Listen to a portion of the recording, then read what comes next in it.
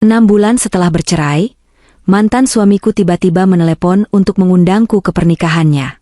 Aku menjawab, aku baru saja melahirkan. Aku tidak bisa kemana-mana.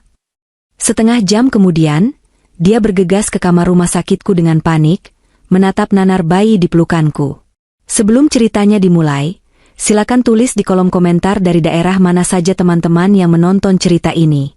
Jangan lupa like dan subscribe agar channel ini bisa semakin berkembang dan bisa mempersembahkan cerita yang lebih menarik lagi. Hujan deras mengguyur Jakarta malam ini, seolah langit turut menumpahkan segala kesedihan yang selama ini tersimpan rapat di balik awan kelabu.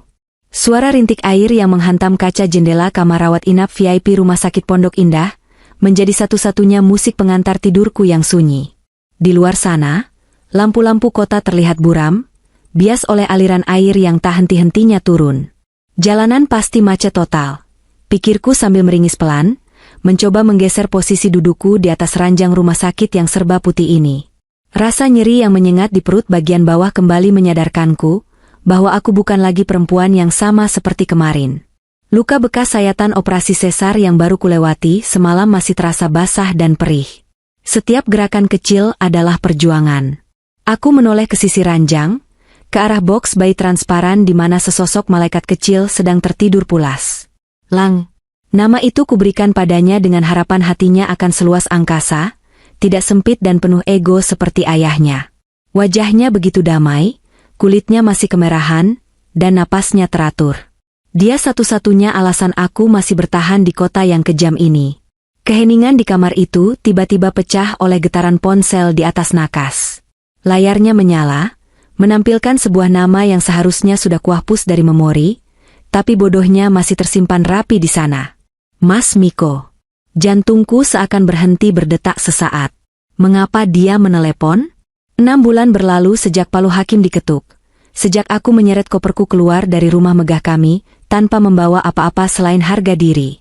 Selama itu pula dia tidak pernah menghubungiku. Tidak pernah bertanya kabar.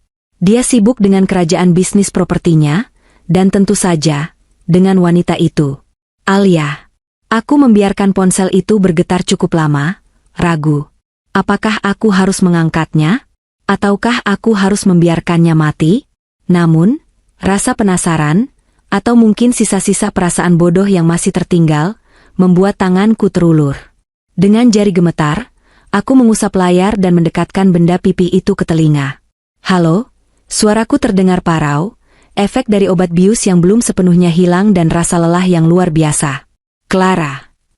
Suara itu, suara bariton yang dulu selalu menjadi tempatku pulang, kini terdengar begitu dingin dan asing. Tidak ada basa-basi, tidak ada pertanyaan, apa kabar? Latar belakang suara di seberang sana terdengar sunyi, mungkin dia sedang berada di kantornya yang mewah di lantai 50 gedung SCBD, memandang Jakarta dari ketinggian seperti dewa yang angkuh. Aku tidak akan membuang waktumu. Aku menelepon untuk memberitahumu sesuatu. Aku menelan ludah, tenggorokanku terasa kering. Ya, Mas, ada apa? Bulan depan, ucapnya tegas, tanpa keraguan sedikit pun. Aku dan Alia akan menikah. Resepsinya di Hotel Mulia. Undangan fisiknya akan dikirim asistenku besok ke alamat apartemen lamamu. Aku harap kamu datang. Tunjukkan pada media dan kolega bisnisku kalau kita berpisah baik-baik. Jangan buat drama. Hening. Rasanya seperti ada petir yang menyambar tepat di ulu hatiku, padahal aku ada di dalam ruangan ber-AC yang dingin. Dia mau menikah. Tentu saja. Alia, putri konglomerat itu, adalah pasangan yang sempurna untuk Jatmiko Wiratama. Mereka setara. Tidak seperti aku, pelukis sederhana yang hanya dianggap hiasan dinding yang membosankan. Tapi bukan berita pernikahan itu yang membuat dadaku sesak, melainkan nada bicaranya. Dia menganggapku apa? Pion yang bisa digerakkan demi citra perusahaan? Clara, kamu dengar? Desaknya saat aku tak kunjung menjawab. Aku menarik napas panjang, mencoba mengumpulkan sisa-sisa tenagaku. Rasa sakit di jahitan perutku semakin menjadi-jadi karena emosi yang meluap. Aku menatap langit yang masih tidur tenang, tidak tahu bahwa ayahnya sedang merencanakan pesta pora di atas penderitaan ibunya. Aku dengar, Mas, jawabku, Suaraku terdengar aneh di telingaku sendiri. Datar, tapi menyimpan badai. Selamat. Semoga kalian bahagia. Bagus. Jadi kamu akan datang? Aku tersenyum miris. Air mata mulai menggenang di sudut mataku, tapi aku menahannya sekuat tenaga. Aku tidak akan menangis di depannya, meski hanya lewat telepon. Sayangnya tidak bisa, Mas. Aku tidak mungkin datang. Kenapa? Jangan kekanak-kanakan, Clara. Ini demi reputasi. Aku baru saja melahirkan. Mas, potongku cepat. Kalimat itu meluncur begitu saja, tanpa rencana, tanpa strategi. Hanya sebuah fakta yang menyakitkan. Semalam, operasi sesar. Aku tidak bisa bangun dari ranjang, apalagi pergi ke pesta mewahmu. Detik itu juga, dunia seakan berhenti berputar. Tidak ada suara dari seberang sana. Hening yang mencekam menyelimuti percakapan kami. Hanya suara hujan yang masih setia menghantam kaca jendela. Aku bisa membayangkan wajah Miko di sana. Apakah dia kaget? Atau dia tidak peduli? 1 detik. 2 detik. 5 detik berlalu tanpa kata. Aku menunggu reaksi, caci maki, atau setidaknya pertanyaan. Tapi yang terdengar hanyalah bunyi klik. Sambungan terputus. Dia mematikan teleponnya. Begitu saja. Tanpa bertanya anak siapa. Tanpa bertanya bagaimana keadaanku. Dia lari, seperti pengecut. Ponsel itu merosot dari tanganku, jatuh ke atas selimut. Air mata yang sejak tadi kutahan akhirnya tumpah. Aku menangis dalam diam, menahan isak agar tidak membangunkan langit. Betapa bodohnya aku berharap ada sedikit saja rasa kemanusiaan yang tersisa di hati Miko. Aku menatap langit-langit kamar rawat inap yang putih bersih. Sendirian. Selalu sendirian. Hujan di luar semakin deras, seolah mengejek nasibku. Tidak apa-apa, nak, bisikku lirih ke arah boks bayi. Ibu ada di sini. Kita tidak butuh dia. Kita tidak butuh siapa-siapa. Tapi jauh di lubuk hatiku, rasa sakit itu nyata. Rasa dicampakkan untuk kedua kalinya. 30 menit berlalu sejak telepon itu terputus. Waktu berjalan begitu lambat di ruangan ini. Setiap detak jarum jam dinding terdengar seperti palu yang menghantam kepalaku. Perawat baru saja keluar setelah mengganti cairan infusku dan mengecek kondisi jahitan operasiku. Dia tersenyum ramah, memuji betapa tampannya bayiku, tapi senyum itu tidak bisa menghapus kegelisahan yang tiba-tiba merayap di dadaku. Ada sesuatu yang salah. Firasatku mengatakan sesuatu akan terjadi. Di luar, badai belum reda. Kilat menyambar sesekali, menerangi ruangan yang temaram dengan cahaya putih menyilaukan, diikuti suara guntur yang menggelegar. Aku mencoba memejamkan mata, berharap bisa tidur sebentar sebelum langit bangun untuk menyusu. Namun, suara langkah kaki terburu-buru di lorong rumah sakit membuat mataku kembali terbuka. Langkah kaki itu berat, cepat, dan terdengar semakin mendekat ke arah kamarku. Kamar mawar, ruang VIP di ujung lorong yang seharusnya tenang. Aku menahan napas. Jantungku berpacu lebih cepat dari biasanya. Tidak mungkin, batinku menyangkal. Tidak mungkin dia datang ke sini. Jarak dari SCBD ke Pondok Indah, saat hujan badai seperti ini bisa memakan waktu 2 jam. Tidak mungkin dia ada di sini dalam waktu setengah jam. Tapi kemudian, pintu kamar rawat inapku tidak diketuk.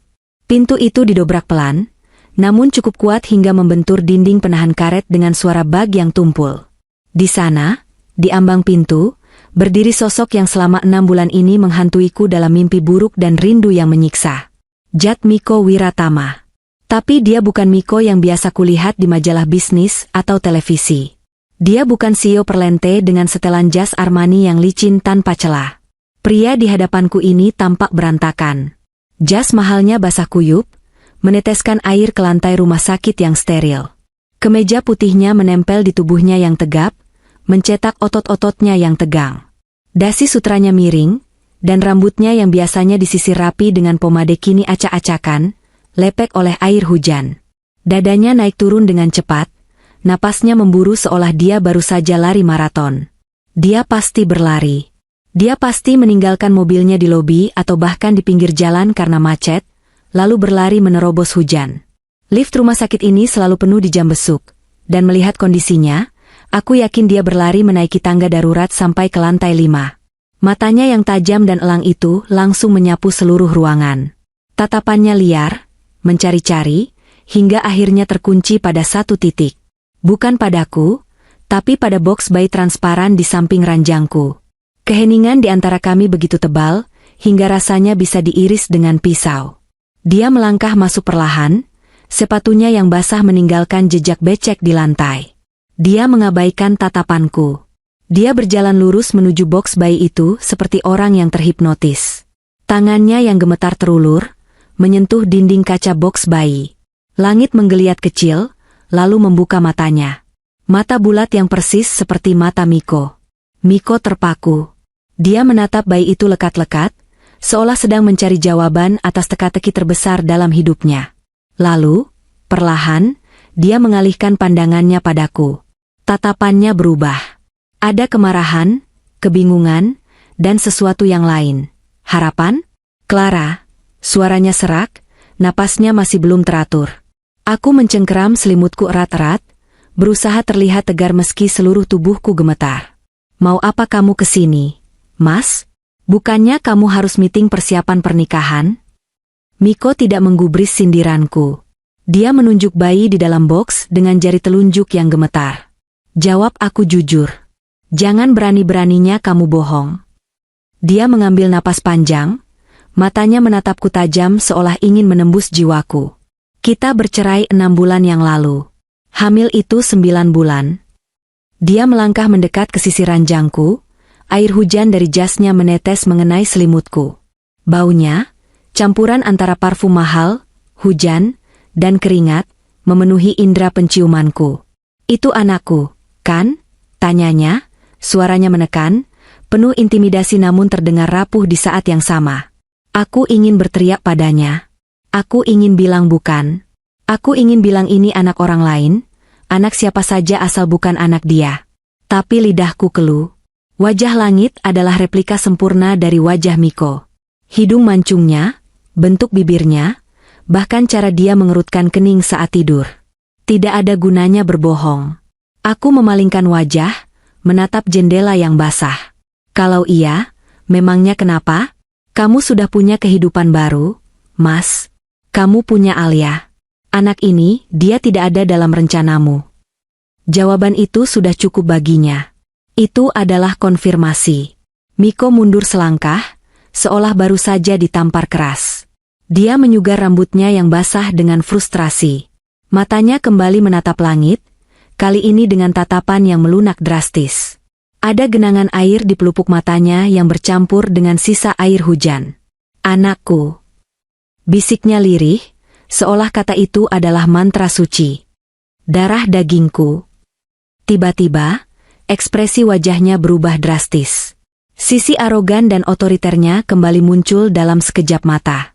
Dia merogoh saku jasnya yang basah, mengeluarkan ponsel keluaran terbaru yang untungnya tahan air. Dia menekan satu tombol panggil cepat. Aku mengernyit, bingung. Mas, kamu mau apa? Miko tidak menjawabku. Dia menempelkan ponsel ke telinganya, matanya menatap lurus ke arahku, tajam dan tak terbantahkan. Halo, Rian, ucapnya pada asisten pribadinya di seberang sana.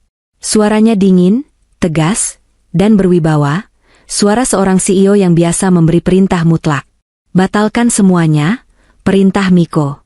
Hening sejenak, mungkin asistennya bertanya apa yang dimaksud dengan semuanya. Batalkan persiapan pernikahan dengan Alia. Sekarang juga. Bentak Miko, suaranya menggelegar di ruangan kecil itu hingga membuat langit tersentak kaget dan mulai merengek. Telepon WO, telepon catering, telepon hotel. Batalkan semuanya. Aku tidak peduli berapa dendanya. Aku tidak peduli kalau bapaknya Alia marah. Putuskan pertunangan ini secara resmi besok pagi. Mataku membelalak lebar. Jantungku rasanya mau copot. Apa dia gila? Dia membatalkan pernikahan megah dengan anak konglomerat hanya dalam hitungan detik? Mas, kamu sadar apa yang kamu lakukan? Pekiku tertahan, berusaha menenangkan langit yang mulai menangis. Miko mematikan teleponnya dan melemparnya sembarangan ke sofa tamu. Dia tidak peduli.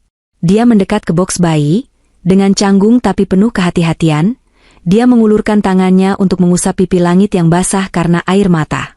Ajaibnya, sentuhan tangan besarnya membuat tangisan Langit mereda. Aku sangat sadar, Clara, ucapnya pelan, matanya tidak lepas dari wajah putranya.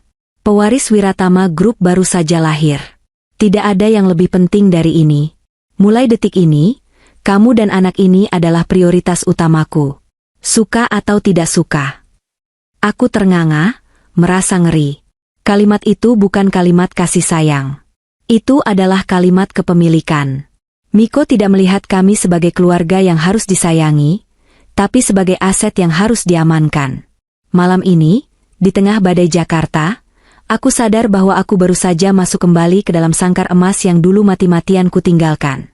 Dan kali ini, kuncinya mungkin sudah dibuang.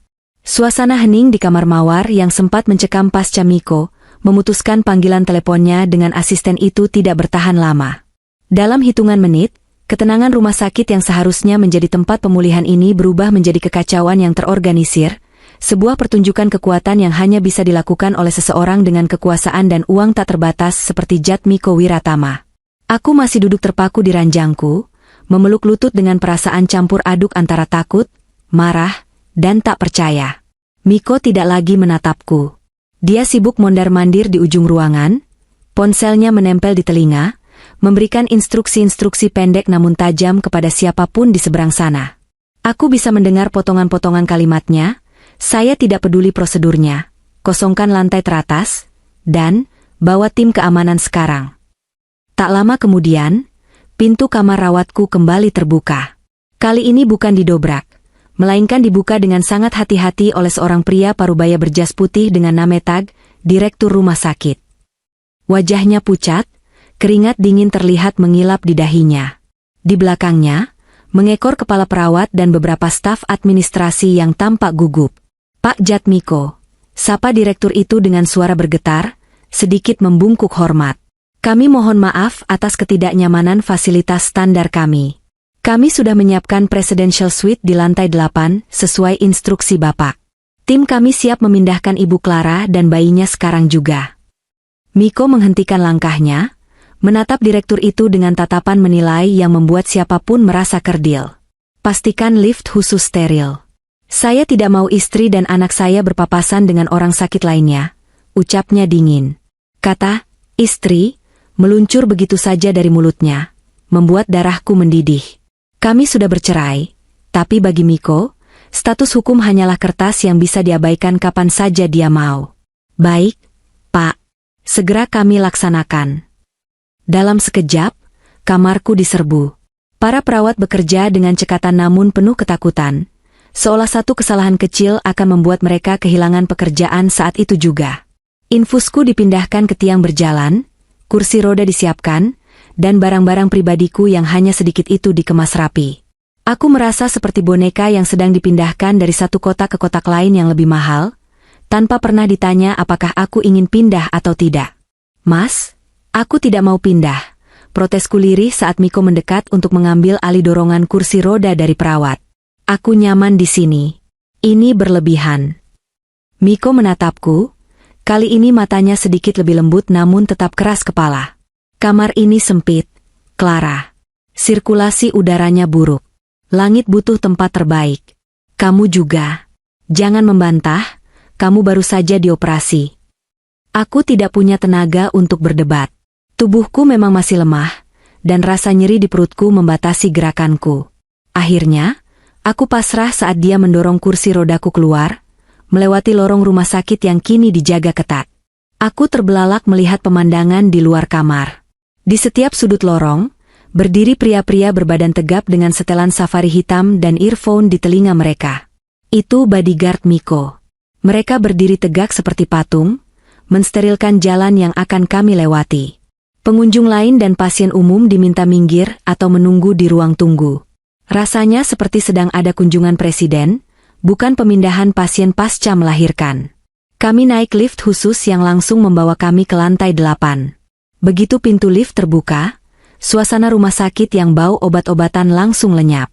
Lantai ini dilapisi karpet tebal yang meredam suara langkah kaki. Dindingnya dihiasi lukisan abstrak mahal dan lampu-lampu kristal yang hangat.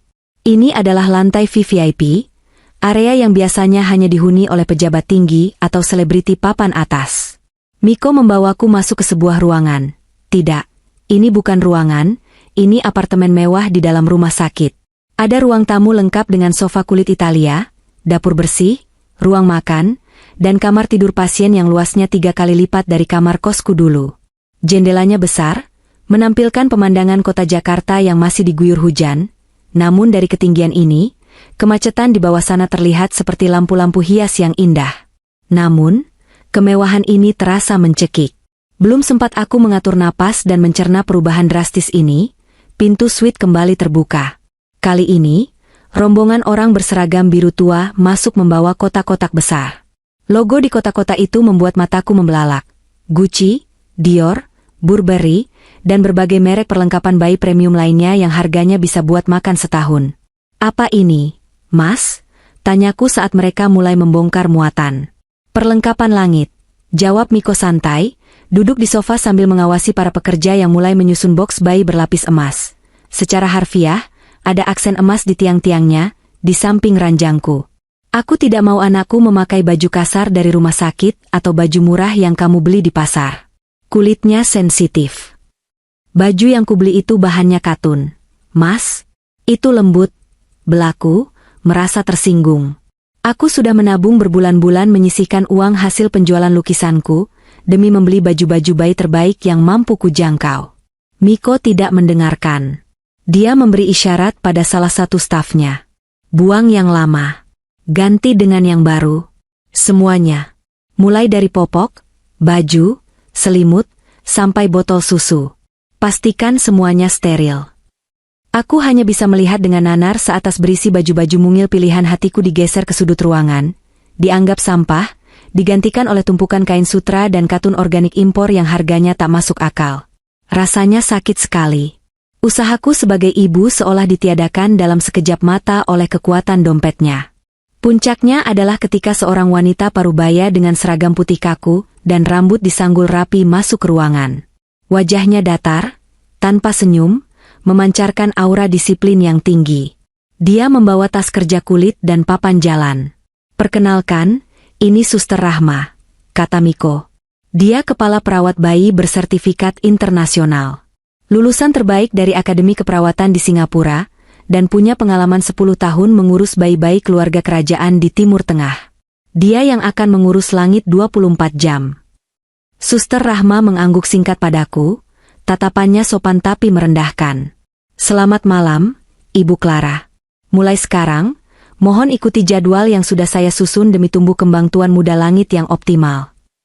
Dia berjalan menuju box bayi rumah sakit tempat langit tidur, lalu dengan cekatan namun kaku, memindahkan langit ke box mewah yang baru. Ketika aku hendak mengulurkan tangan ingin menggendong anakku karena dia mulai menggeliat, Suster Rahma dengan halus namun tegas menahan tanganku.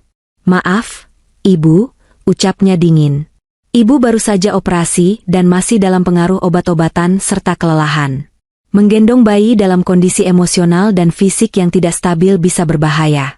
Tuan muda butuh ketenangan. Biar saya saja yang menanganinya. Ibu istirahat saja. Tapi dia anakku. Dia butuh ASI. Protesku, air mata mulai menggenang lagi. Kami sudah siapkan pompa ASI elektrik kelas rumah sakit terbaik.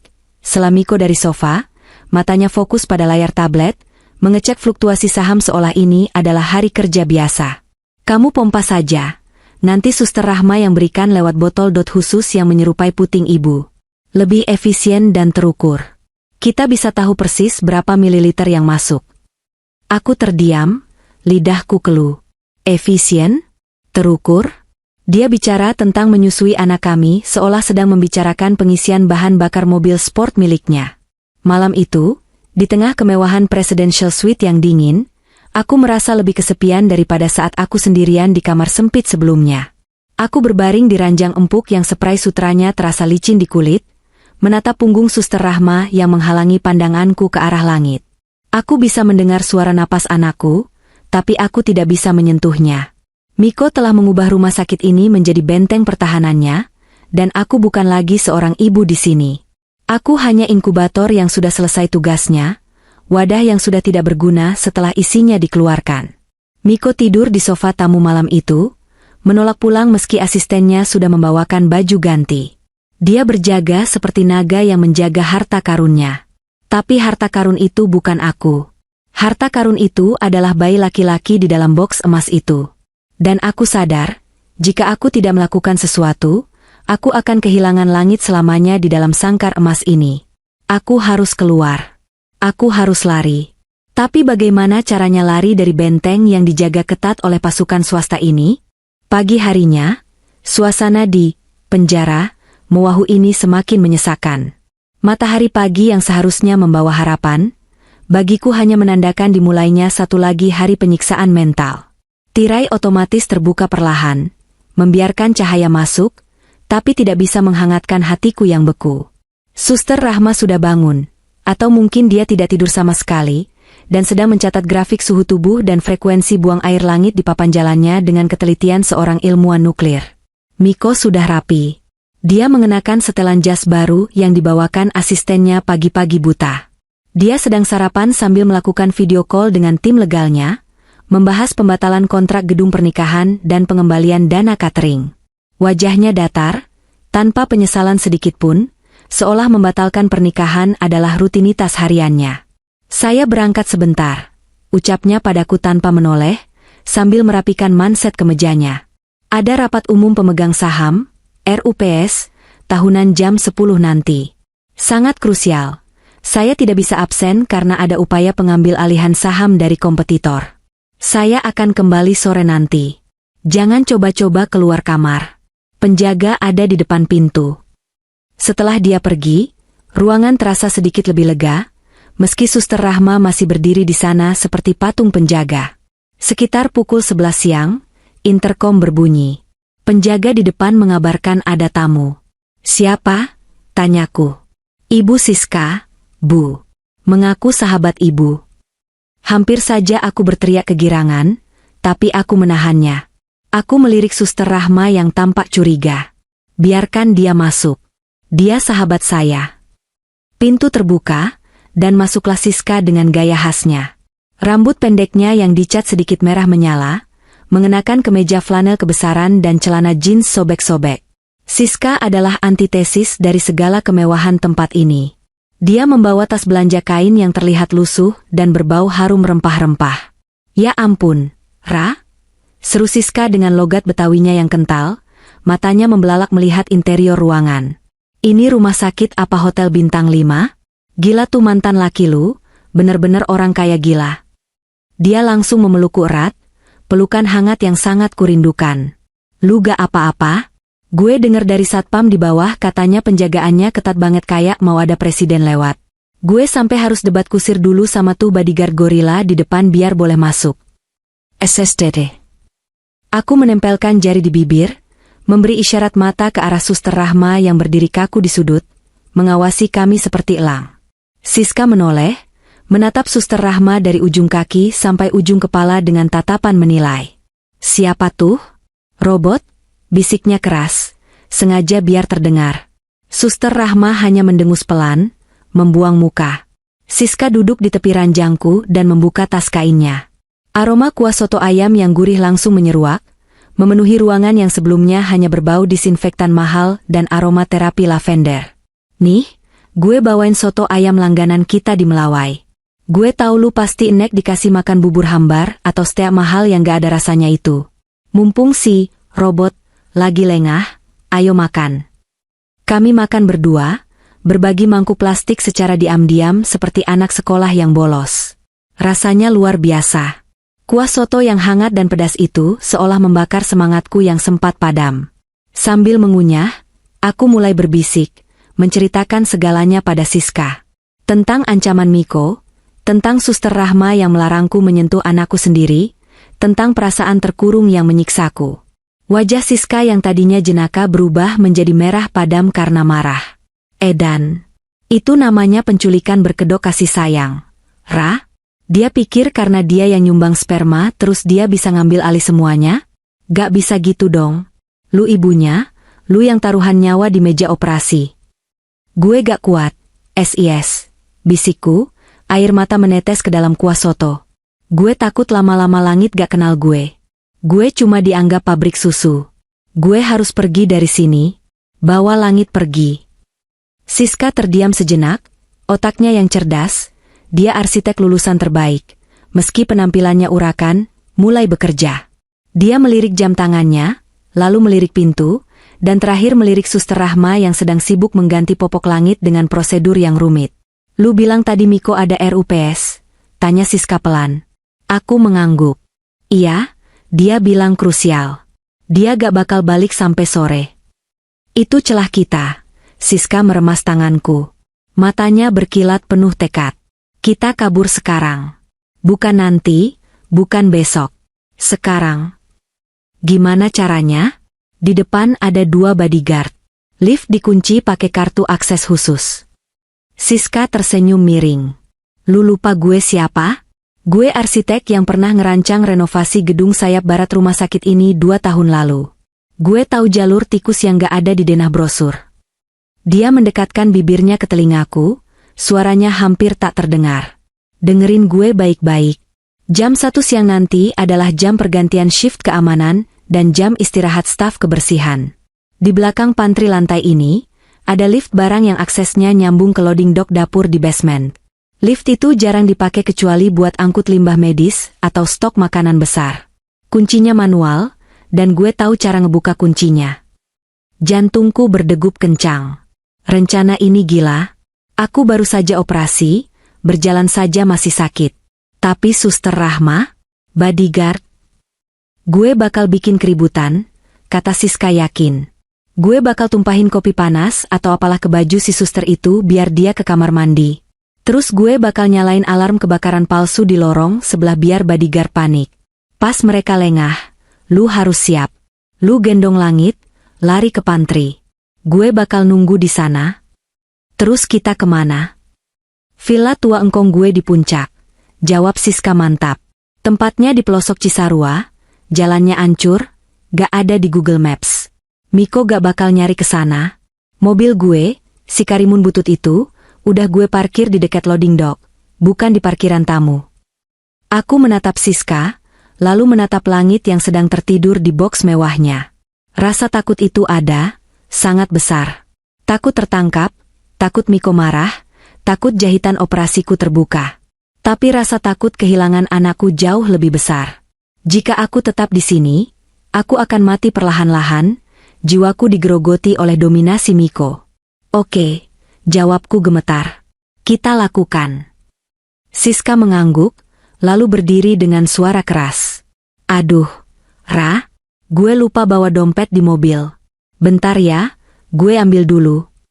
Dia mengedipkan sebelah matanya padaku, lalu berjalan sengaja menyenggol meja tempat Suster Rahma meletakkan nampan berisi botol-botol susu steril. Prang! Bunyi kaca pecah menggema. Susu tumpah membasahi seragam putih Suster Rahma. Astaga! Maaf, Sus. Maaf banget saya gak sengaja. Seru Siska dengan nada panik yang dibuat-buat, sambil diam-diam menyeringai ke arahku. Suster Rahma memeki kaget, wajahnya merah pada menahan marah melihat seragamnya yang basah lengket. Ya ampun, ibu hati-hati dong. Saya harus ganti baju dulu. Suster itu bergegas lari ke kamar mandi di dalam suite. Ini saatnya. Aku memaksakan tubuhku bangkit dari ranjang, menahan rasa nyeri yang menyengat. Aku berjalan tertatih-tatih menuju box bayi. Tanganku gemetar saat mengangkat langit dari tidurnya. Dia menggeliat sedikit, tapi tidak menangis. Aku mendekapnya erat di dadaku, mencium bau khas bayi yang menenangkan. Maafkan ibu, nak, bisikku. Kita harus lari. Kita harus pergi jauh dari ayahmu yang gila itu. Dengan langkah tertatih namun pasti, aku menyelinap keluar kamar saat Siska, sesuai rencananya, mulai berteriak-teriak di lorong memancing perhatian bodyguard ke arah berlawanan. Aku menuju pantry, menuju kebebasan, menuju ketidakpastian yang lebih baik daripada sangkar emas ini. Hujan belum juga reda. Langit Jakarta masih setia menumpahkan air matanya, seolah mengerti ketakutan yang sedang membelit jantungku saat ini. Kami, aku, Siska, dan Langit, sudah berada di dalam mobil Karimun tua milik Siska. Mobil kecil ini bergetar hebat setiap kali Siska menginjak gas, melawan genangan air yang mulai meninggi di beberapa ruas jalan. Bau apek jok mobil tua bercampur dengan aroma minyak kayu putih yang kuberikan pada langit menciptakan sensasi yang aneh, perpaduan antara kebebasan dan kecemasan. Bertahan, Ra. Dikit lagi kita masuk tol, ucap Siska dengan mata yang fokus menatap jalanan buram di balik wiper kaca yang bergerak lambat. Tangannya mencengkeram setir dengan kuat, hingga buku-buku jarinya memutih. Aku duduk di kursi belakang, mendekap langit seerat mungkin di dalam gendongan kain batik yang sempat diselipkan Siska. Rasa nyeri di perut bekas operasi sesarku terasa menyengat setiap kali mobil menghantam lubang jalan. Rasanya seperti ada jarum panas yang ditarik ulur di dalam dagingku. Keringat dingin membasahi dahiku, bercampur dengan sisa-sisa air hujan saat kami berlari dari loading dock tadi. Tapi rasa sakit fisik ini tidak sebanding dengan ketakutan mental akan sosok Jatmiko Wiratama. "Lu yakin mereka nggak ngikutin?" tanyaku lirih, menoleh ke belakang lewat kaca jendela yang berembun. Gel. Hanya lampu-lampu kendaraan lain yang tampak memanjang seperti ular merah di tengah kemacetan Gatot Subroto. Aman. Tadi gue lihat satpam sibuk ngurusin alarm kebakaran palsu itu. Si robot, Rahma juga pasti masih sibuk ngeringin bajunya di toilet. Jawab Siska mencoba meyakinkan, meski aku bisa mendengar nada gemetar dalam suaranya. Kita bakal masuk tol Jagorawi sebentar lagi. Begitu sampai puncak, sinyal HP kita matiin semua. Villa engkong gue itu bener-bener di tengah hutan pinus. Ra, Miko nggak bakal nemuin lu di sana. Mobil kami perlahan memasuki gerbang tol. Siska menempelkan kartu e-tol dengan tangan gemetar. Bip. Palang terbuka. Rasanya seperti gerbang kebebasan baru saja menyambutku. Mobil melaju, membelah hujan yang semakin deras di jalan bebas hambatan itu. Kilometer demi kilometer kami lewati. 10 km. 15 km. Jantungku mulai berdetak sedikit lebih tenang. Langit tertidur pulas di pelukanku, tidak terganggu oleh guncangan mobil tua ini. Aku menatap wajahnya yang damai. Kita berhasil, nak, batinku. Kita akan hidup sederhana tapi bahagia. Jauh dari aturan kaku, jauh dari kemewahan yang mencekik. Namun, ketenangan itu ternyata hanyalah ilusi. Tepat saat kami melewati plang penunjuk jalan, KM20. Sebuah benda di dalam tas perlengkapan bayi yang disiapkan Miko, yang terbawa olehku karena panik, berbunyi. Bukan bunyi telepon biasa. Itu bunyi dering khusus yang sangat aku kenal. Dering yang diseting khusus untuk satu nomor prioritas di ponsel baruku, ponsel edisi terbatas pemberian Miko yang katanya, untuk memudahkan komunikasi soal anak. DRT. DRT. DRT. Suara getaran itu terdengar seperti bom waktu di telingaku. Siska melirik lewat spion tengah, matanya membelalak. Jangan diangkat. Ra, buang aja HP-nya keluar jendela. Aku panik. Tanganku merogoh tas, menemukan ponsel tipis berwarna hitam elegan itu. Layarnya menyala terang di dalam mobil yang gelap, menampilkan nama, Miko. Jantungku berhenti berdetak. Jika aku membuangnya, dia pasti akan melacak GPS-nya. Tapi jika aku mengangkatnya, Ra, buang, teriak Siska. Tapi entah kenapa, tanganku justru menggeser tombol hijau. Mungkin karena aku tahu, lari dari Miko tidak akan semudah membuang ponsel. Dia selalu satu langkah di depan. Halo, ucapku gemetar. Lihat ke kananmu. Suara Miko terdengar begitu tenang, jernih, dan dingin. Tidak ada nada marah, tidak ada bentakan. Justru ketenangan itulah yang membuat bulu kuduku meremang. Aku menoleh ke kanan, menembus kaca jendela yang basah oleh hujan. Darahku berdesir hebat. Di lajur kanan, tepat di samping mobil Karimun kecil kami yang rapuh, sebuah mobil Pajero Sport hitam mengilap melaju sejajar dengan kecepatan stabil. Kaca jendelanya gelap pekat, tapi kemudian kaca bagian penumpang depan turun perlahan. Di sana, duduk seorang pria berjas hitam dengan kacamata hitam, kepala keamanan Miko. Dia menatap lurus ke arahku, lalu mengangkat tangannya sedikit, memberi hormat dengan gaya militer yang mengerikan. Miko, apa maumu? Tanyaku, air mata mulai mengalir deras di pipiku. Putar balik, perintah Miko di telepon, suaranya terdengar seolah dia sedang duduk tepat di sebelahku. Di depan ada exit tol Cibubur. Keluar di sana, lalu masuk lagi ke arah Jakarta. Iring-iringan pengawalku akan memandumu. Aku nggak mau, jeritku histeris. Biarkan aku pergi, Mas. Biarkan aku hidup tenang sama anakku. Kamu bisa bikin anak lain sama istri barumu nanti. Kenapa harus langit? Karena dia Wiratama, jawab Miko datar. Dan kamu masih istriku secara de facto karena kamu ibu dari pewarisku. Siska, gaspol, teriakku pada Siska. Jangan berhenti. Siska menginjak gas dalam-dalam. Mesin mobil tua itu meraung, berusaha memacu kecepatan. Tapi Pajero hitam itu dengan mudah mengimbangi kami. Bahkan kini, satu mobil SUV hitam lain muncul di belakang kami, dan satu lagi di depan. Kami terkepung. Seperti tikus yang terjebak di antara kawanan kucing raksasa. Clara, dengarkan aku baik-baik, suara Miko berubah menjadi lebih rendah, lebih mematikan. Aku tahu yang menyetir itu Siska. Sahabatmu yang idealis itu. Arsitek muda berbakat yang baru saja merintis firma kecilnya. Kan? Aku terdiam. Jangan bawa-bawa Siska. Aku sudah memegang daftar semua klien Siska saat ini. Lanjut Miko, nadanya seperti sedang membacakan menu makan malam. Proyek renovasi butik di Kemang, proyek rumah tinggal di Bintaro, dan tender yang sedang dia ikuti untuk pembangunan resort di Bali. Kalau dalam 5 menit mobil kalian tidak memutar arah. Dia memberi jeda yang menyiksa. Aku pastikan, besok pagi nama Siska akan masuk daftar hitam di seluruh asosiasi pengembang properti di Indonesia. Semua kliennya akan membatalkan kontrak. Izin usahanya akan kubekukan. Dia tidak akan pernah bisa menggambar satu garis pun di atas kertas sebagai arsitek di negeri ini. Dia akan hancur, Clara. Dan itu semua karena keegoisanmu. Tubuhku membeku. Ancaman itu bukan main-main. Miko punya kekuasaan untuk melakukan itu. Dia raja properti Jakarta. Satu jentikan jarinya bisa mematikan karir seseorang. Aku menatap punggung Siska. Dia sedang berjuang mati-matian menyetir demi menyelamatkanku, keringat membasahi lehernya. Dia sahabatku satu-satunya. Dia yang selalu ada saat aku diusir Miko, saat aku hamil sendirian, saat aku melahirkan. Tegakkah aku menghancurkan masa depannya hanya demi pelarianku? Mas, tolong. Esakku. Jangan Siska. 10 menit, Clara. Pilihan ada di tanganmu. Menjadi ibu yang penurut dan menyelamatkan sahabatmu, atau menjadi buronan bodoh yang menghancurkan hidup semua orang di sekitarmu. Telepon dimatikan. Aku menurunkan ponsel itu perlahan. Tangisku pecah, tapi tanpa suara. Aku melihat ke arah Siska yang masih fokus menyetir dengan penuh semangat. Tenang aja, Ra. Gue tahu jalan tikus keluar dari tol ini lewat kebun-kebun warga.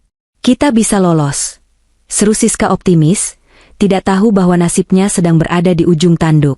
Aku menarik napas panjang, menghirup aroma bayi langit untuk terakhir kalinya sebagai manusia merdeka. Rasa sakit di jahitan perutku tidak ada apa-apanya dibanding rasa sakit di hatiku saat ini. Aku kalah.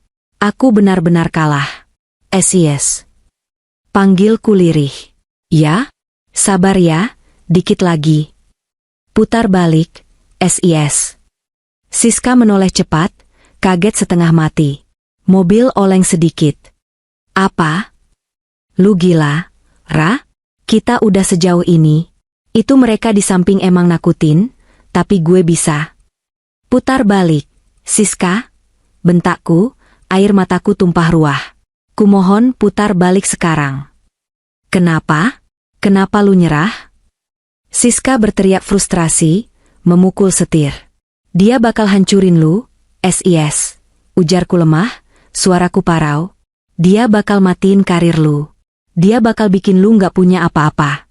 Gue nggak bisa biarin itu terjadi. Gue nggak bisa jadi teman yang jahat buat lu. Siska terdiam. Mobil melambat. Dia menatapku lewat spion, matanya juga berkaca-kaca. Dia mengerti. Dia tahu siapa Miko. Dia tahu ancaman itu nyata. Tapi Ra, lu bakal. Siska tidak sanggup menyelesaikan kalimatnya. Gue nggak apa-apa. Asal langit sama gue, bohongku. Tolong, SIS. Antar gue balik. Gue nggak mau lu hancur gara-gara gue. Perlahan, Siska menyalakan lampu sein kiri. Mobil Karimun itu menepi, keluar di eksit tol Cibubur, diikuti oleh 3 mobil SUV hitam pengawal Miko yang setia mengawal layaknya parade kematian. Di bawah guyuran hujan yang semakin lebat, kami memutar balik. Kembali ke arah Jakarta. Kembali ke mulut singa. Sepanjang perjalanan pulang, tidak ada yang bicara. Hanya suara isak tangis tertahan dari kami berdua. Setiap putaran roda mobil yang membawa kami kembali ke kota, adalah paku yang ditancapkan ke peti mati kebebasanku. Perjalanan kembali ke Jakarta terasa seperti perjalanan menuju eksekusi mati. Langit sudah mulai gelap sepenuhnya saat iring-iringan mobil kami memasuki kawasan SCBD. Gedung-gedung pencakar langit yang menjulang tinggi dengan lampu-lampu gemerlapnya terlihat seperti jeruji raksasa yang mengurungku. Mobil Siska berhenti di lobi sebuah apartemen ultra luxury yang merupakan puncak dari kerajaan bisnis Miko. Para pengawal dengan sigap membuka pintu mobil. Mereka tidak kasar, tapi ketegasan dalam gerak-gerik mereka membuatku tidak punya pilihan selain menurut. "Maafin gue, Ra," bisik Siska saat aku turun, tangannya menggenggam tanganku erat untuk sesaat sebelum dipisahkan oleh bodyguard. "Gue bakal cari cara lain. Gue janji." Aku hanya tersenyum tipis, senyum yang hampa. Aku tahu tidak ada cara lain. "Pergilah, SIS. Hati-hati di jalan. Jangan hubungi aku dulu sampai situasinya aman." Aku melihat mobil Siska menjauh, menghilang di tikungan, membawa serta separuh jiwaku yang ingin merdeka. Sekarang, hanya ada aku, langit, dan menara gading ini. Seorang pengawal membimbingku menuju lift pribadi. Tidak ada tombol angka di dalam lift itu. Hanya ada panel pemindai biometrik. Pengawal itu menempelkan kartu akses master, dan lift meluncur naik dengan kecepatan tinggi yang membuat telingaku berdengung. Lantai 55. Penthouse. Puncak tertinggi di gedung ini, tempat di mana oksigen terasa lebih tipis dan dingin. Ting. Pintu lift terbuka langsung ke dalam ruang tamu yang luasnya mungkin seukuran lapangan basket. Lantainya terbuat dari marmer Italia berwarna hitam yang dingin. Dindingnya didominasi kaca tebal floor to ceiling yang menampilkan panorama Jakarta 360 derajat. Mewah. Sangat mewah. Tapi dinginnya menusuk tulang. AC sentral disetel di suhu rendah, membuatku menggigil. Bukan hanya karena dinginnya udara, tapi karena atmosfer kesepian yang menyelimuti tempat ini. "Selamat datang di rumah, Clara." Suara itu datang dari arah balkon. Miko berdiri di sana, masih mengenakan kemeja kerjanya yang lengannya digulung sebatas siku. Dia memegang gelas berisi cairan ember, whisky, tebaku. Dia berbalik, menatapku dengan ekspresi yang sulit diartikan. Ada kepuasan, tapi juga ada keletihan yang amat sangat di wajahnya. Aku berdiri mematung di dekat pintu lift, sambil mendekap langit yang mulai merengek, karena popoknya mungkin sudah penuh. "Ini bukan rumah, Mas. Ini penjara." Miko berjalan mendekat, langkahnya bergema di lantai marmer yang sunyi. Dia meletakkan gelasnya di atas meja kaca. "Sebut sesukamu. Tapi di sini aman. Di sini steril. Di sini, anakku mendapatkan tempat yang layak." Tiba-tiba, dari arah lorong sebelah kiri, muncul Suster Rahma. Ya, dia sudah di sini lebih dulu, lengkap dengan seragam baru yang bersih, diikuti oleh 2 perawat lain dan seorang dokter anak berseragam rapi. Mereka seperti pasukan robot yang siap mengambil alih tugas. "Berikan langit pada Suster Rahma," perintah Miko datar.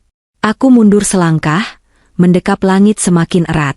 Naluri keibuanku berteriak menolak. "Enggak, aku ibunya. Aku bisa ganti popoknya sendiri. Aku bisa nyusuin dia sendiri." "Clara," suara Miko menekan, memperingatkan. "Kamu baru saja melakukan perjalanan jauh dengan jahitan operasi yang belum kering. Kamu stres. ACMU pasti terganggu karena hormon stres. Dokter anak akan memeriksa kondisi langit sekarang. Jangan egois." 2 perawat muda mendekatiku dengan sopan tapi memaksa. "Mari, Bu. Kami bersihkan dulu Tuan Muda. Ibu juga harus diperiksa lukanya oleh dokter pribadi." Aku kalah jumlah. Aku kalah tenaga. Dengan air mata yang kembali mengalir, aku membiarkan mereka mengambil langit dari pelukanku. Rasanya seperti ada bagian tubuhku yang diamputasi paksa. Langit menangis keras saat berpindah tangan, tangisannya memantul di dinding-dinding kaca yang dingin, menyayat hatiku. Dia nangis, Mas. Dia mau sama ibunya. Teriakku putus asa. Dia cuma butuh susu dan ganti popok. Dia akan terbiasa, jawab Miko tanpa emosi, lalu memberi isyarat agar para perawat membawa Langit masuk ke kamar bayi yang, aku yakin, sudah disulap menjadi fasilitas medis lengkap. Kini tinggal aku dan Miko di ruang tamu raksasa itu. Dia menatapku, lalu menghela napas panjang. Kamu harus istirahat. Kamarmu di sana. Dia menunjuk sebuah pintu ganda yang besar. Semua kebutuhanmu sudah ada. Baju, obat, makanan. Koki pribadi sudah menyiapkan makan malam rendah garam untuk pemulihanmu. Kenapa kamu lakuin ini, Mas? Tanyaku, suaranya bergetar hebat. Kakiku lemas. Aku jatuh terduduk di salah satu sofa bludru yang harganya mungkin seharga rumah Siska. Kita sudah cerai. Kamu buang aku kayak sampah 6 bulan lalu. Kamu bilang aku nggak level sama kamu. Kamu bilang aku cuma pelukis miskin yang nggak ngerti bisnis. Sekarang, kenapa kamu kurung aku di sini? Miko berjalan ke arah jendela besar, memandang gemerlap lampu Jakarta di bawah sana. Dia tampak seperti raja yang kesepian di atas tahtanya. Karena kamu ibunya, jawabnya tanpa menoleh. Dan dia, Langit, dia adalah pewaris tunggal Wiratama Group. Darahku mengalir di tubuhnya. Dia tidak boleh tumbuh di rumah kontrakan sempit yang atapnya bocor. Dia tidak boleh naik motor kena hujan panas. Dia harus tumbuh sebagai seorang raja. Dan seorang raja butuh ibunya di istana, bukan di gubuk. Dia berbalik menatapku. Matanya tajam, tapi kosong. Aku menyediakan segalanya, Clara. Dokter 24 jam, Koki, pengasuh terbaik, keamanan tingkat tinggi. Kamu tidak perlu melakukan apa-apa. Kamu cuma perlu ada di sini, bernapas, hidup, dan menemani dia tumbuh sampai dia cukup kuat. Jadi aku cuma pajangan? Tanyaku sinis, hatiku terasa perih. Cuma pelengkap biar image keluarga sempurna kamu terjaga? Miko tidak menjawab. Dia hanya berjalan melewati-lewatiku menuju ruang kerjanya. Sebelum dia membuka pintu, dia berhenti sejenak. Akses lift sudah dikunci dengan sidik jariku dan retina mataku. Jangan coba-coba kabur lagi. Atau kali ini, bukan cuma Siska yang kena akibatnya, tapi orang tua Siska juga. Blam. Pintu ruang kerja tertutup rapat. Aku ditinggalkan sendirian di ruang tamu yang megah dan sunyi itu. Tidak ada suara jangkrik. Tidak ada suara tetangga yang mengobrol, tidak ada suara kehidupan. Hanya dengungan halus mesin pendingin ruangan yang meniupkan udara beku ke tengkuku. Aku berjalan tertatih menuju kamar yang ditunjuk Miko. Di dalamnya, kemewahan yang sama menyambutku. Kasur king size, kamar mandi dengan jacuzzi, lemari penuh baju-baju branded yang ukurannya pas dengan tubuhku. Tapi rasanya hampa. Aku berbaring di atas kasur empuk itu, menatap langit-langit yang tinggi. Aku punya segalanya yang diimpikan wanita-wanita sosialita di luar sana. Uang, kemewahan, status. Tapi malam ini, aku sadar satu hal yang mengerikan. Aku bukan lagi manusia. Aku adalah burung hias yang sayapnya sudah dipatahkan, ditaruh di dalam sangkar emas bertahtakan berlian, hanya untuk dinyanyikan lagu pengantar tidur bagi sang pewaris tahta. Dan yang paling menyakitkan adalah sang pemilik sangkar itu, pria yang barusan mengurungku, adalah pria yang dulu pernah kucintai setengah mati. Pria yang dulu berjanji akan membahagiakanku, kini menepati janjinya dengan cara yang paling kejam. Aku memejamkan mata, membiarkan air mata membasahi bantal sutra yang mahal itu, berharap ini semua hanya mimpi buruk pasca operasi. Tapi suara tangis Langit yang samar-samar terdengar dari kamar sebelah menyadarkanku. Ini nyata. Dan ini baru permulaan dari hukuman 3 tahunku. Waktu di dalam penthouse ini tidak berjalan seperti waktu di dunia luar. Di sini, waktu terasa melar, lambat, dan menyiksa. Sudah 7 hari aku terkurung di menara gading lantai 55 ini. 7 hari di mana kakiku tidak memijak tanah, kulitku tidak merasakan matahari langsung tanpa perantara kaca anti-UV, dan paru-paruku hanya menghirup udara daur ulang dari AC sentral yang dinginnya menusuk tulang. Rutinitas di sini dirancang dengan presisi militer yang mematikan jiwa. Pukul 6 pagi, pasukan berseragam putih di bawah komando Suster Rahma, wanita yang lebih mirip sipir penjara daripada perawat bayi, akan mengambil alih langit. Mereka memandikannya dengan air yang suhunya diukur termometer digital hingga desimal terakhir, memakaikan baju-baju branded yang harganya bisa membiayai makan satu kampung, dan memberinya susu formula impor yang diklaim memiliki nutrisi setara emas cair.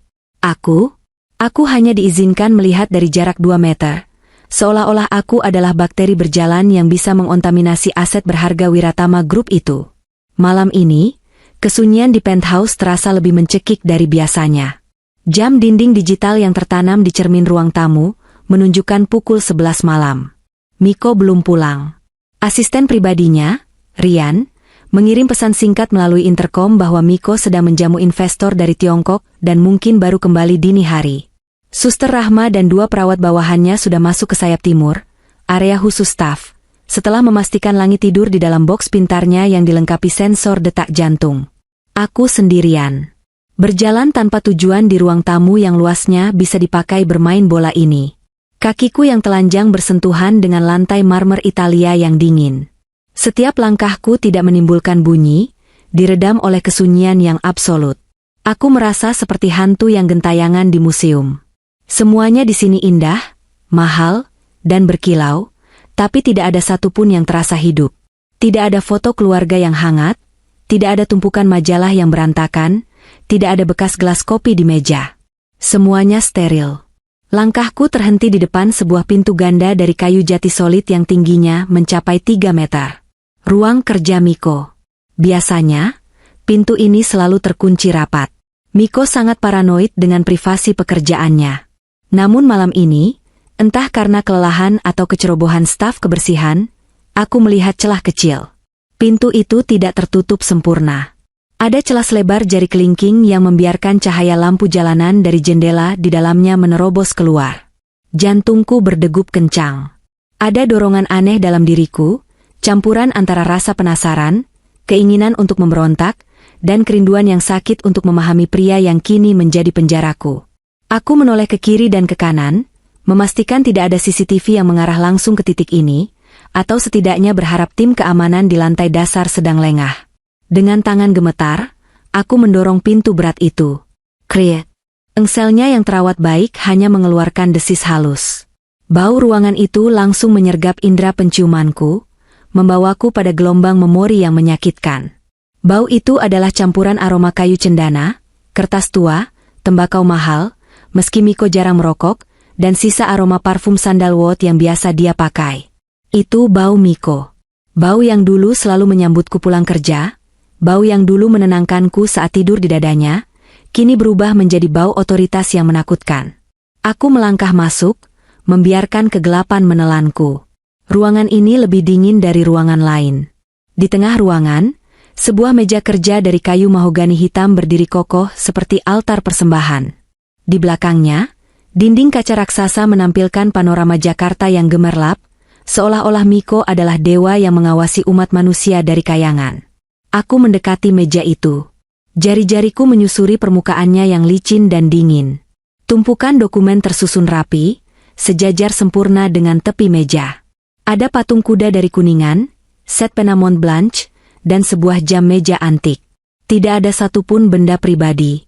Tidak ada foto pernikahan kami dulu, tentu saja sudah dibuang. Tidak ada foto USG langit. Kosong. Mataku kemudian tertumbuk pada dinding di sebelah kanan. Di sana tergantung sebuah lukisan besar. Lukisan abstrak dengan dominasi warna merah gelap dan hitam yang suram. Ini bukan selera Miko. Miko menyukai lukisan pemandangan klasik atau realis. Lukisan ini terasa marah. Ada sesuatu yang menggangguku dari lukisan ini. Posisinya sedikit terlalu menjorok ke depan dibandingkan hiasan dinding lainnya. Instingku bekerja. Aku meraba sisi bingkai lukisan itu. Jariku menyentuh sebuah tombol kecil yang tersembunyi rapi di balik ukiran bingkai emasnya. Klik. Suara mekanis halus terdengar. Aku mundur selangkah karena kaget. Lukisan itu perlahan bergeser ke samping dengan gerakan motorik yang mulus, menampakkan sebuah lempengan besi abu-abu yang tertanam di dinding beton. Sebuah brankas. Bukan brankas biasa. Ini adalah brankas high-end dengan layar sentuh biometrik dan kipat numerik. Cahaya biru dari layarnya berpendar dalam kegelapan, seolah menantangku. "Apa yang kamu sembunyikan, Mas?" bisikku lirih. Suaraku gemetar di ruangan yang sunyi itu. "Apa isinya? Apakah bukti pencucian uang? Dokumen rahasia yang bisa menghancurkan karir politik atau bisnis rekan-rekannya? Atau mungkin rencana jahat untuk memisahkan aku dari langit selamanya?" Tanganku terulur, melayang di atas kipat. Layar itu meminta 6 digit PIN. Aku memejamkan mata, mencoba berpikir seperti Miko. Miko yang perfeksionis. Miko yang logis. Dia tidak akan menggunakan angka acak. Aku mencoba tanggal lahirnya. 2508888 layar berkedip merah. Akses ditolak. Aku mencoba tanggal lahir Alia, wanita yang baru saja dia campakkan demi ambisi, pewaris, ini. Aku tahu tanggal lahirnya dari undangan pertunangan mereka yang sempat viral di media sosial. 101095 layar kembali berkedip merah. Suara bip pelan terdengar, membuatku panik. Berapa kali kesempatan yang kupunya sebelum alarm berbunyi dan pasukan keamanan menyerbu masuk? Aku menggigit bibir bawahku hingga terasa perih. Tanggal pernikahan kami? Ah, tidak mungkin. Dia sudah menganggap pernikahan itu kesalahan terbesar dalam hidupnya. Tapi aku tetap mencobanya. 150322 merah lagi. Akses ditolak. Sisa percobaan, 1. Keringat dingin mulai mengalir di pelipisku. 1 kali lagi. Jika salah, sistem akan terkunci dan Miko akan mendapat notifikasi di ponselnya. Aku harus berhenti. Aku harus keluar dari sini sekarang sebelum ketahuan. Tapi ada bisikan di kepalaku. Bisikan dari masa lalu.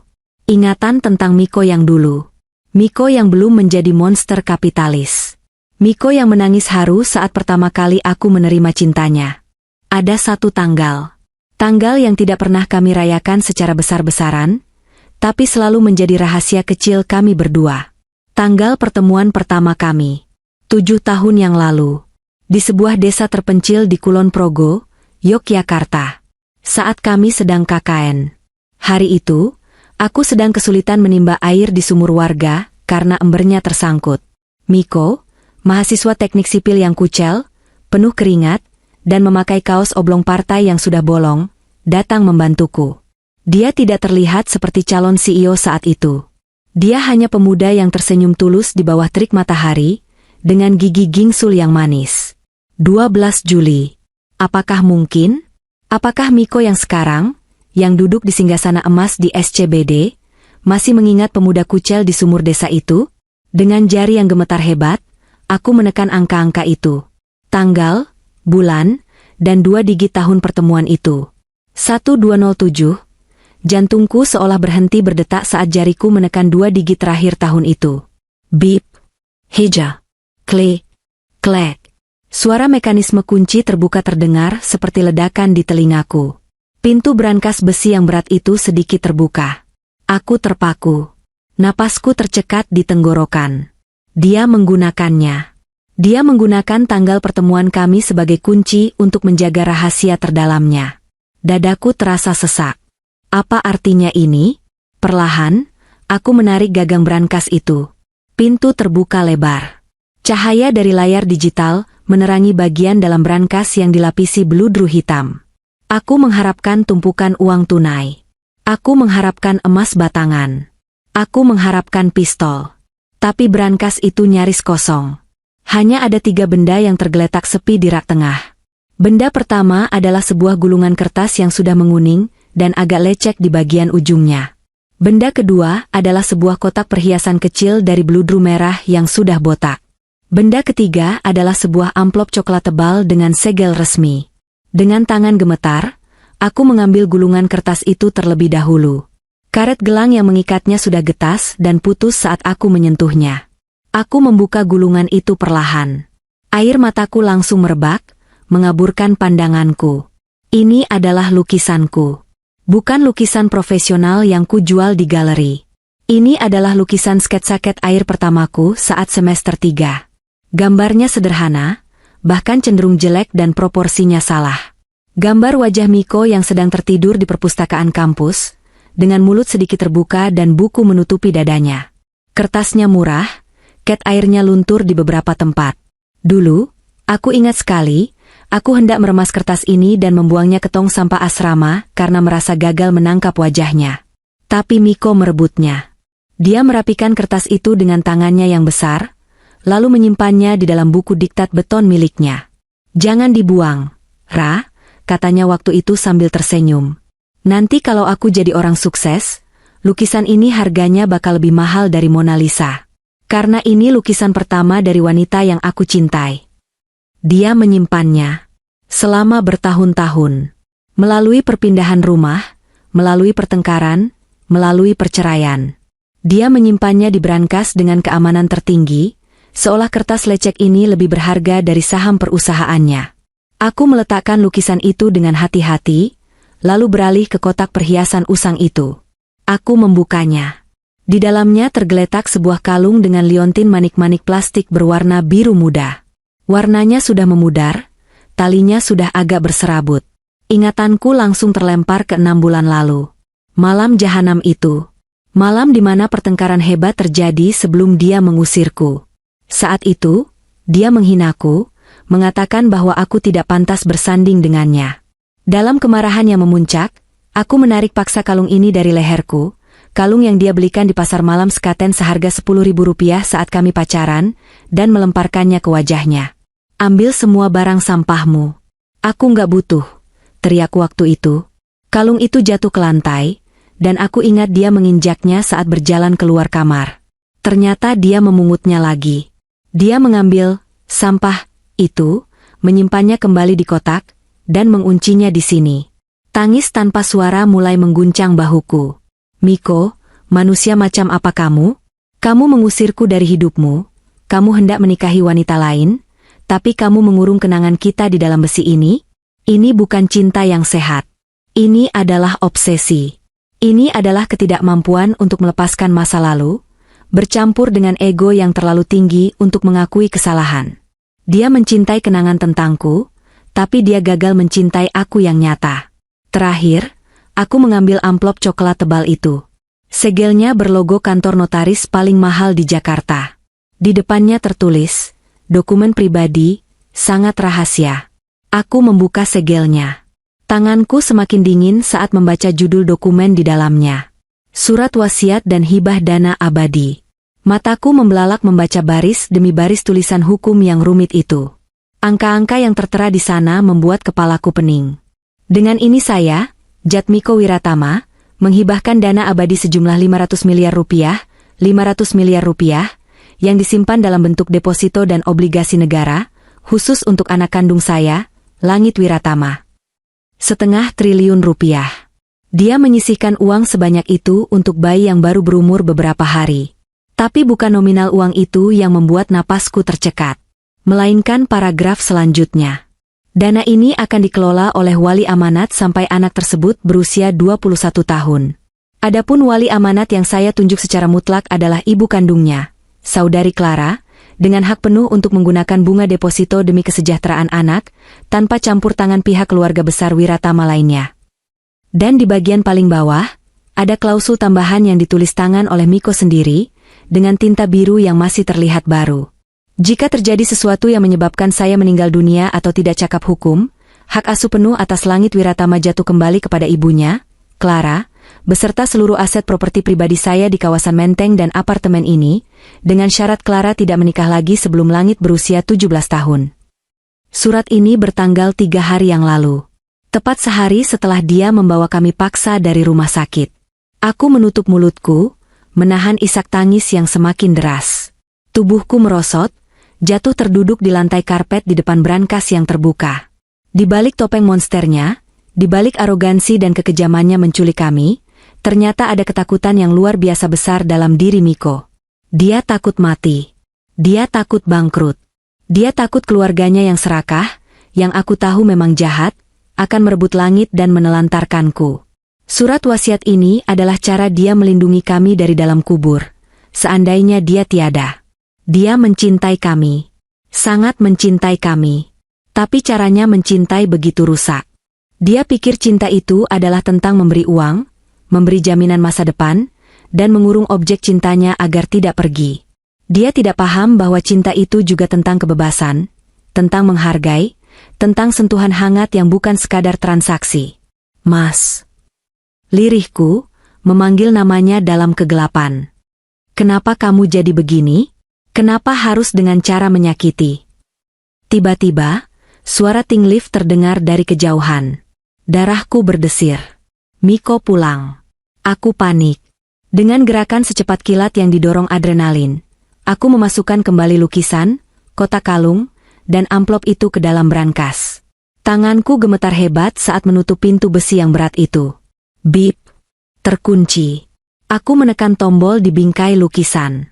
Lukisan abstrak itu bergeser kembali menutup dinding, menyembunyikan rahasia hati Miko yang rapuh. Aku berdiri, merapikan gaun tidurku, dan berlari kecil keluar dari ruang kerja itu. Tepat saat aku menutup pintu ruang kerja dan melangkah menjauh beberapa meter, pintu lift pribadi terbuka. Miko keluar. Dia tampak berantakan. Dasinya sudah longgar, jasnya tersampir di lengan, dan wajahnya merah padam, tanda dia terlalu banyak minum. Matanya yang lelah langsung menangkap sosokku yang berdiri kaku di tengah ruang tamu yang remang-remang. Clara, suaranya serak dan berat. Dia menyipitkan mata, mencoba fokus. Sedang apa kamu di situ gelap-gelapan? Kenapa belum tidur? Jantungku rasanya mau melompat keluar dari dada. Aku berusaha mengatur napas, memasang wajah sedatar mungkin. Aku haus. Aku baru dari dapur mengambil air, bohongku, berharap dia tidak menyadari bahwa dapur ada di arah yang berlawanan. Miko terdiam sejenak, menatapku tajam. Tatapan itu seolah bisa menembus kulit dan tulangku, membaca dosa yang baru saja kulakukan. Tapi kemudian, dia menghela napas panjang dan memijat pangkal hidungnya. Dia terlalu lelah untuk curiga. Atau mungkin, dia terlalu mabuk. Tidurlah, gumamnya sambil berjalan gontai melewati-lewatiku menuju kamarnya sendiri. Besok aku ingin melihat langit pagi-pagi. Aku mengangguk kaku.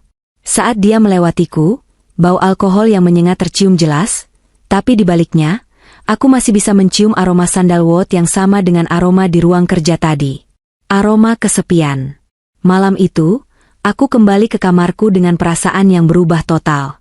Rasa benciku tidak hilang, tapi kini bercampur dengan rasa iba yang mendalam. Aku tahu sekarang.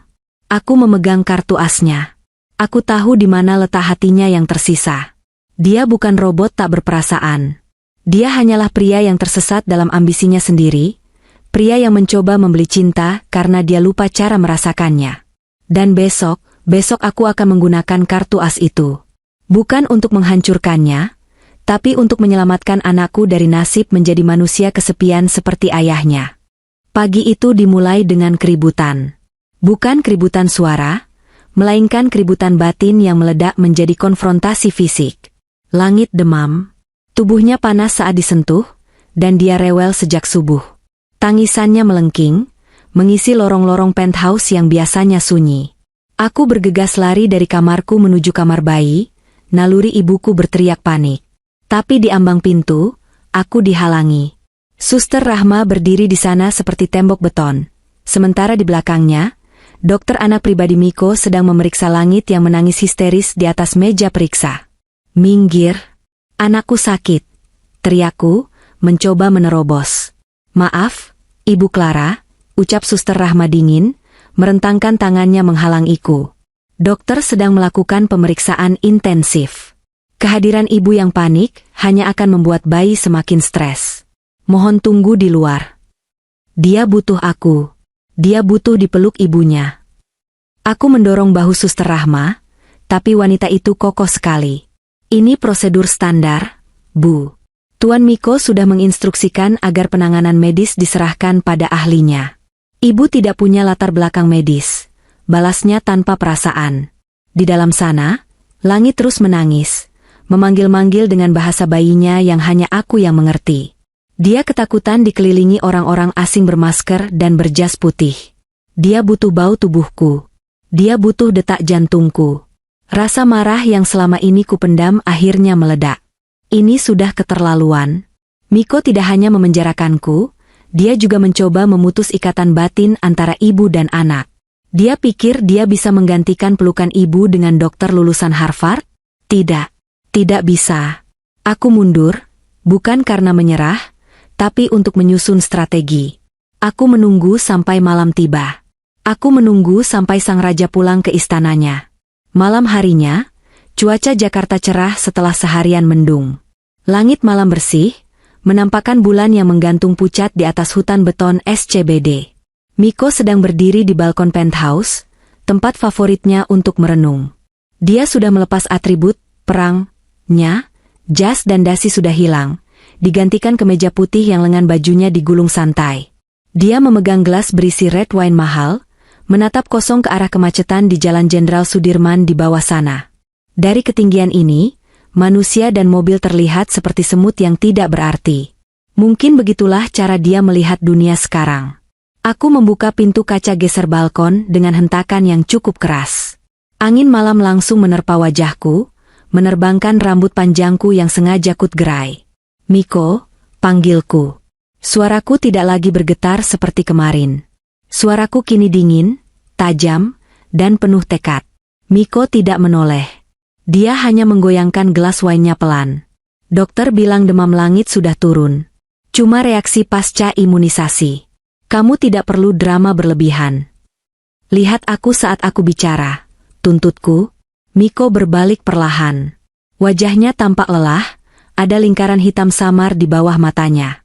Dia menatapku dengan alis terangkat, sedikit terkejut dengan nada bicaraku yang menantang. Ada apa?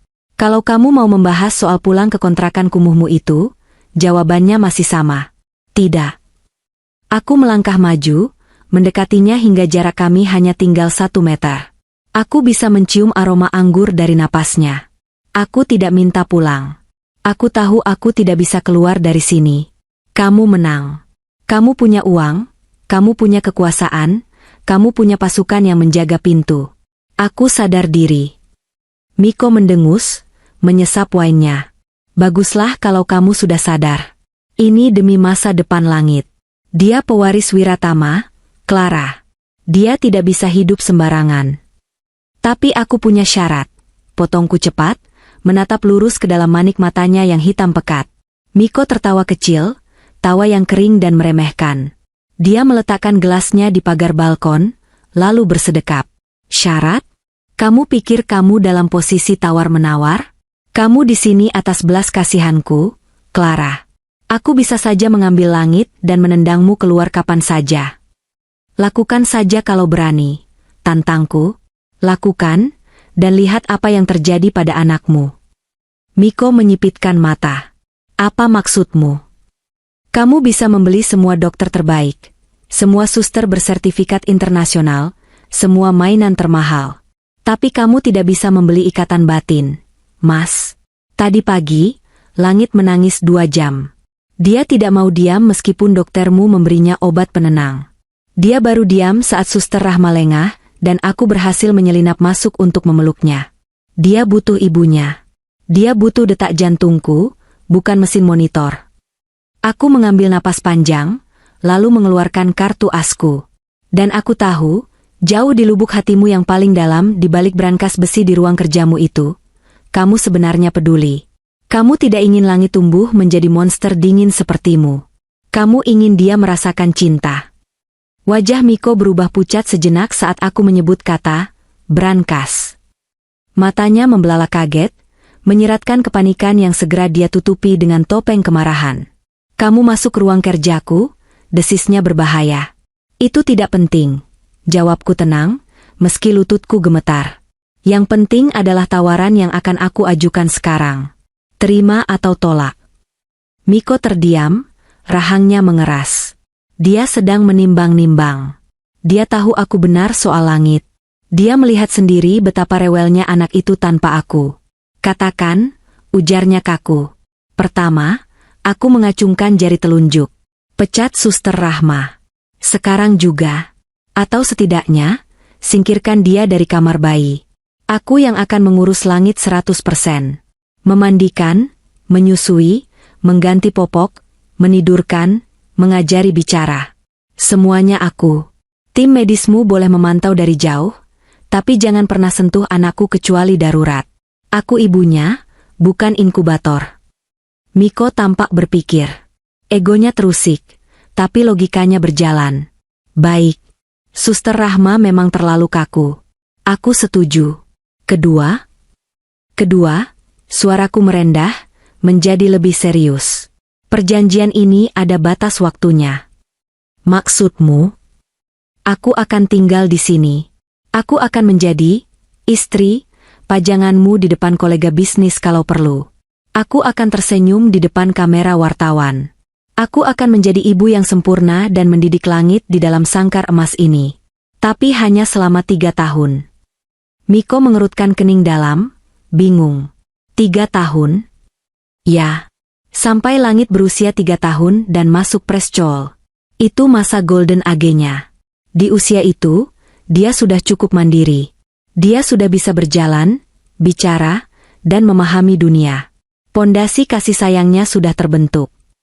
Aku menelan ludah yang terasa pahit seperti empedu. Saat hari ulang tahunnya yang ketiga tiba, aku akan pergi. Selamanya. Aku akan menyerahkan hak asuh penuh padamu tanpa perlawanan, dan aku akan menghilang dari hidup kalian berdua.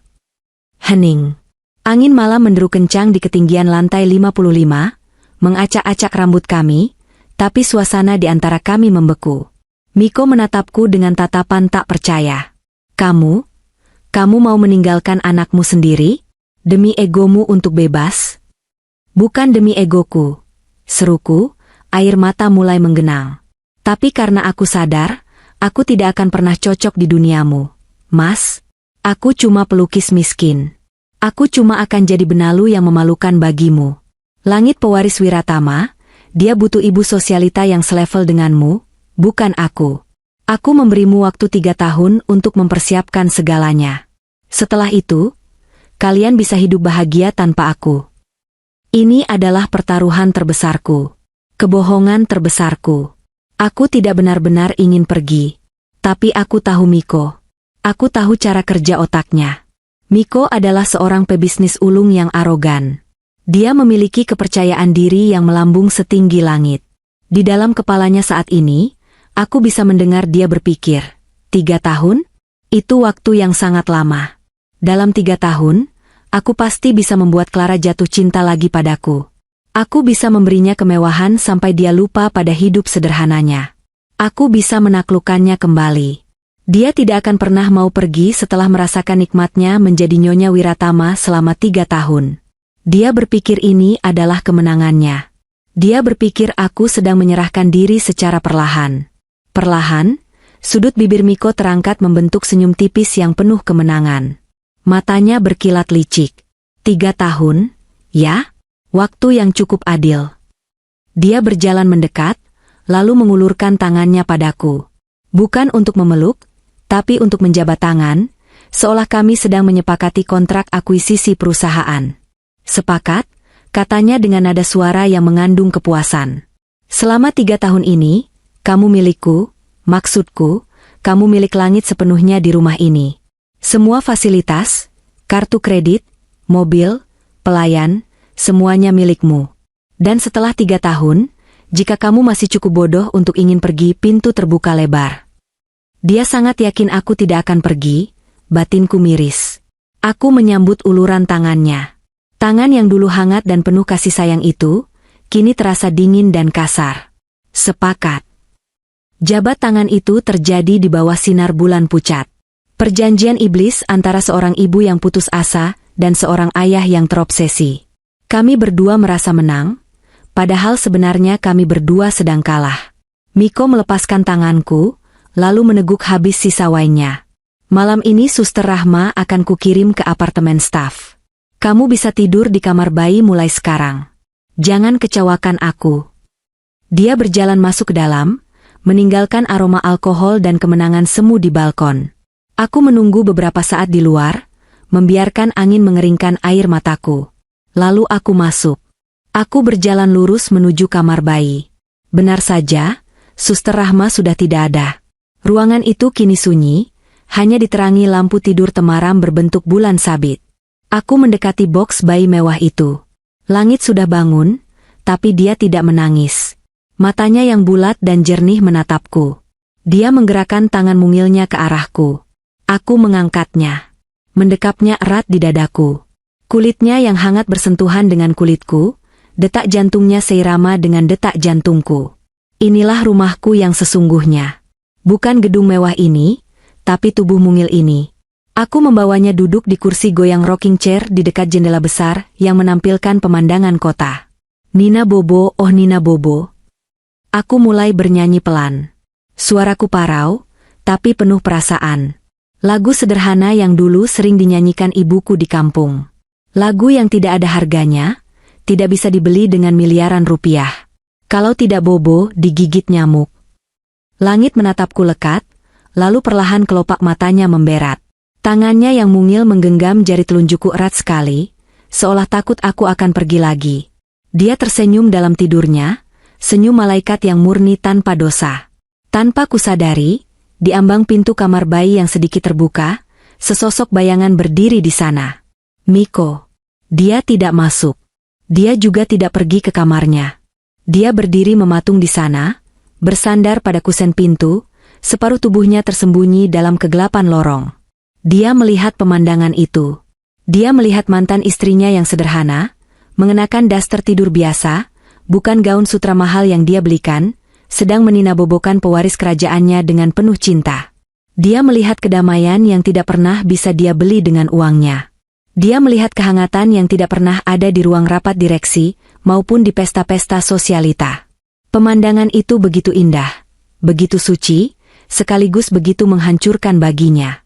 Di dalam keremangan itu, pertahanan baja Jatmiko Wiratama akhirnya runtuh. Dia, pria yang ditakuti ribuan karyawan, pria yang bisa menghancurkan hidup orang lain dengan satu panggilan telepon, merasakan dadanya sesak yang luar biasa. Rasa sakit yang tajam menghujam ulu hatinya. Dia sadar, malam ini dia telah memenangkan negosiasi. Dia mendapatkan anaknya kembali. Dia berhasil mengikat wanita ini di rumahnya selama 3 tahun. Secara teknis, dia menang telak. Tapi saat melihat senyum tulusku pada langit, senyum yang dulu hanya milik dia, tapi kini tidak lagi ditujukan padanya, Miko menyadari kebenaran yang mengerikan. Tatapan mataku padanya tadi di balkon bukanlah tatapan cinta, melainkan tatapan lelah, pasrah, dan transaksional. Aku ada di sini, tubuhku ada di rumahnya, tapi hatiku sudah pergi jauh sekali. Setetes air mata jatuh dari sudut mata sang CEO yang angkuh itu. Air mata itu mengalir turun melewati pipinya yang keras, lalu jatuh menetes ke lantai marmer yang dingin tanpa suara. Dia menangis dalam diam. Bahunya bergetar sedikit. Dia sadar dia sudah berhasil membangun sangkar emas yang sempurna, dia berhasil mengunci pintunya rapat-rapat, tapi dia telah kehilangan jiwanya sendiri dalam proses itu. Dan waktu 3 tahun yang dia sepakati dengan penuh percaya diri itu, mungkin hanyalah hitungan mundur menuju kehancurannya sendiri. Menuju hari di mana dia akan benar-benar sendirian di puncak menara gading ini, memeluk harta bendanya yang dingin, sementara satu-satunya kehangatan yang tersisa pergi meninggalkannya selamanya. Maafkan aku, Ra, bisiknya, suara yang teramat lirih, nyaris seperti hembusan napas, yang hilang ditelan dengungan mesin pendingin ruangan. Dia berbalik perlahan, berjalan gontai menuju kegelapan ruang kerjanya, meninggalkan kami berdua, ibu dan anak,